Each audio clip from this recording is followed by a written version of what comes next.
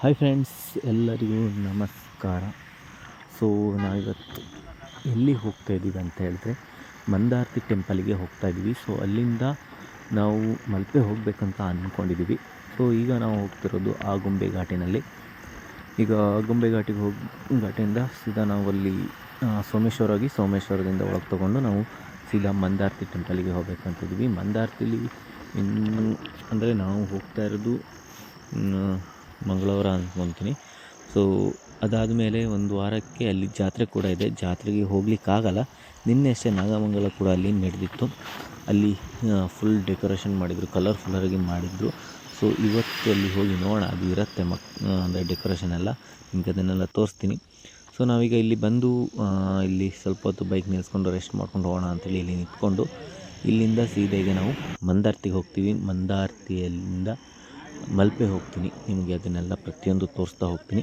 ಈಗ ನಾವು ಅಲ್ಲಿಂದ ಸ್ಕಿಪ್ ಮಾಡಿದ್ರೆ ಡೈರೆಕ್ಟಾಗಿ ನಾವು ಮಂದಾರ್ತಿಗೆ ಬಂದಿದ್ದು. ನೋಡೋದು ನಾಗಮಂಗಲ ನಡೆದಿತ್ತು. ಸೊ ಹಿಂಗಾರದ ರಾಶಿ ನೋಡ್ಬೋದು ಎಷ್ಟಿರ್ಬೋದು ಅಂಥೇಳಿ. ನಿನ್ನೆ ಅಷ್ಟೇ ನಡೆದಿತ್ತು ಇಲ್ಲಿ. ಇದಾದಮೇಲೆ ಸೀದಾ ನಾವು ದೇವಸ್ಥಾನದ ಒಳಗೆ ಬರ್ತಾಯಿದ್ದೀವಿ. ಸೊ ನೋಡಿ, ಡೆಕೋರೇಷನ್ ನೈಟು ಫುಲ್ ಲೈಟಿಂಗ್ಸ್ ಎಲ್ಲ ಮಾಡಿಬಿಟ್ಟಿದ್ರು. ನೋಡ್ಬೋದು ಮಂದಾರ್ತಿ ಒಳಗಡೆ ಹೇಗಿದೆ ಅಂತ. ಎಂಟ್ರೆನ್ಸಲ್ಲಿದ್ದೀವಿ. ಇಲ್ಲಿಂದ ಸೀದಾ ನಾವು ಈಗ ಕಲ್ಯಾಣಿಗೆ ಹೋಗಿಬಿಟ್ಟು ಅಲ್ಲಿ ಸ್ವಲ್ಪ ಕೈಗಳ ಮುಖ ತೊಳ್ಕೊಂಡು ದೇವಸ್ಥಾನದ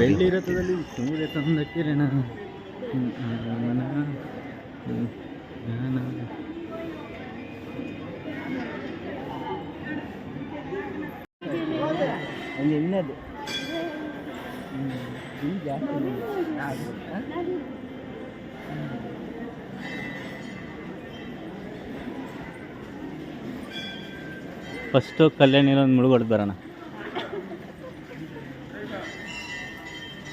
ಇದೆ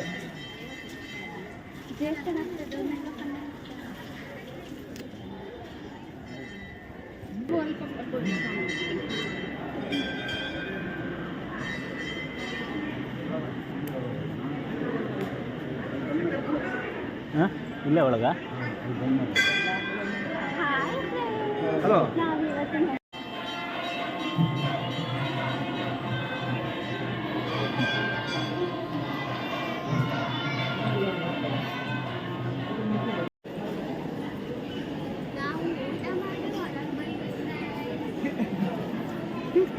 ಫ್ರೆಂಡ್ಸ್ ಬಂದು ನಾವು ದೇವರ ದರ್ಶನ ಎಲ್ಲ ಮಾಡಿಕೊಂಡು ಅಲ್ಲಿ ವೀಡಿಯೋ ಎಲ್ಲ ಮಾಡೋ ಹಾಗಿಲ್ಲ. ಸೊ ಇಲ್ಲಿಂದ ನಾವೀಗ ಮಲ್ಪೆಗೆ ಅಂತ ಹೊರಡ್ತಾ ಇದ್ದೀವಿ. ಊಟ ಎಲ್ಲ ಆಯಿತು. ಸೊ ಮಲ್ಪೆ ದಾರಿಲಿ ಒಂದು ಗೋಳಿಗೋಡ ಸೋಡಾ ಕೂಡ ಸಿಕ್ತು. ಅದನ್ನು ಓಪನ್ ಮಾಡೋಕ್ಕೆ ಟ್ರೈ ಮಾಡಿದೆ, ಚೆನ್ನಾಗಿ ಕೂಡ ಇತ್ತು. ಅದನ್ನು ಅಲ್ಲಿಂದ ಸೀದಾ ನಾವೀಗ ಮಲ್ಪೆ ಒಳ ರೂಟಿನಲ್ಲಿ ಹೋಗ್ತಾ ಇದ್ದೀವಿ. ಈ ಕಡೆಯಿಂದ ಹೋದರೆ ನಮಗೆ ಸ್ವಲ್ಪ ಹತ್ತಿರ ಆಗುತ್ತೆ ಅಂತೇಳಿ ಯಾರೋ ಹೇಳಿದ್ರು, ಬಟ್ ದಾರಿ ಮಿಸ್ ಆಗಿ ಬೇರೆ ಎಲ್ಲೋ ಹೋದು. ಸೊ ಇಲ್ಲಿಂದ ಡೈರೆಕ್ಟಾಗಿ ನಾವು ಮಲ್ಪೆ ಬೀಚಿಗೆ ಹೋದರೆ ಅಲ್ಲಿ ಏನು ಪರಿಸ್ಥಿತಿ ಇತ್ತು ಅಂತ ಹೇಳಿದ್ರೆ ಮುಂದೆ ನೋಡಿ ನಿಮಗೆ ಗೊತ್ತಾಗುತ್ತೆ. ನಾವು ಹೋಗಿದ್ದೀವಿ, ಬಟ್ ಯಾವುದೋ ಒಂದು ರಾಂಗ್ ಡೇಲಿ ಹೋದಂಗೆ ಆಗಿದೆ ನಮಗೆ. ಸೊ ನಾವೀಗೇನು ಸೀದಾ ಅಲ್ಲಿ ಮಲ್ಪೆ ಬೀಚಿನ ಹತ್ರನೇ ಬಂದಿದ್ದೀವಿ ನಾವು.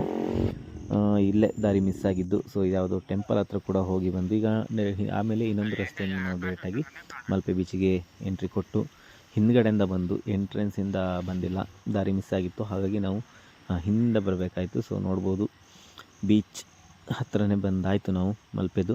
ಬಟ್ ಏನು ಸಮಸ್ಯೆ ಆಗಿತ್ತು ಅಂತ ಹೇಳಿದ್ರೆ, ನಾವು ಹುಣ್ಣಿಮೆ ದಿನ ಅಂದಿದ್ದೀವಿ ಅಂತ ಅಂದ್ಕೊಳ್ತೀನಿ. ನೀರಿನ ಹರಿವು ತುಂಬಾ ಜಾಸ್ತಿ ಇತ್ತು. ಹಾಗೆ ಆವತ್ತಿನ ದಿನ ಒಬ್ಬರು ಲೇಡಿ ಆ ನೀರಿನಲ್ಲಿ ಏನೋ ಸಮಸ್ಯೆ ಆಗಿತ್ತು ಬಿದ್ದು. ಹಾಗಾಗಿ ನಮಗೆ ಬೀಚಲ್ಲಿ ಇಳಿಲಿಕ್ಕೆ ಕೂಡ ಬಿಟ್ಟಿಲ್ಲ. ಅಲ್ಲಿ ಯಾರನ್ನೂ ಬಿಟ್ಟಿಲ್ಲ, ನಮ್ಮನ್ನಂತಲ್ಲ, ಯಾರನ್ನೂ ಬಿಟ್ಟಿಲ್ಲ. ಎಲ್ಲರನ್ನೂ ದಂಡೆ ಮೇಲೆ ಓಡಾಡಲಿಕ್ಕೆ ಮಾತ್ರ ಬಿಟ್ಟಿದ್ದರು. ಸೊ ಎಲ್ಲ ಅಲ್ಲಿ ಚೆಕ್ಕಿಂಗ್ ಅವರಿದ್ದರು.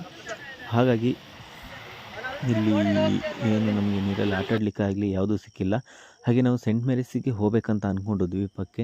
ಬಟ್ ಅಲ್ಲಿ ಜನ ಇದ್ರಲ್ಲ, 200ಕ್ಕೂ ಹೆಚ್ಚು ಜನ ಸೆಂಟ್ ಮೇರಿಸಿಗಂತಲೇ ಹೋಗಲಿಕ್ಕೆ ನಿಂತಿದ್ರು. ಯಾಕಂತ ಹೇಳಿದ್ರೆ ಇಲ್ಲಿ ನೀರಲ್ಲಿ ಆಟಾಡಲಿಕ್ಕೆ ಬಿಡ್ತಿರಲಿಲ್ಲ. ಸೊ ಆ ಕಾರಣಕ್ಕಾಗಿ ಮತ್ತೇನು ಮಾಡೋದು, ಏನೂ ಮಾಡೋಕ್ಕಾಗಲ್ಲ ಅಂತ ಹೇಳ್ಕೊಂಡು ಸುಮ್ಮನೆ ಒಂದೆರಡು ಸುತ್ತು ಹಾಕ್ಕೊಂಡು ಅಲ್ಲಿಂದ ಡೈರೆಕ್ಟಾಗಿ ನಾವು ನಮ್ಮ ಊರ ಕಡೆ ಹೊರಟು. ಸೊ ಬೇರೆ ಏನೂ ಮಾಡಲಿಕ್ಕೆ ಆಗ್ತಿರಲಿಲ್ಲ. ಸೀ ವಾಕನ್ನು ಮಾಡ್ಬೋದಿತ್ತು, ಬಟ್ ಅದು ಕೂಡ ಜಾಸ್ತಿ ಹೊತ್ತು ಬಿಡ್ತಿರಲಿಲ್ಲ ಸೀ ವಾಕಲ್ಲಿ ಕೂಡ.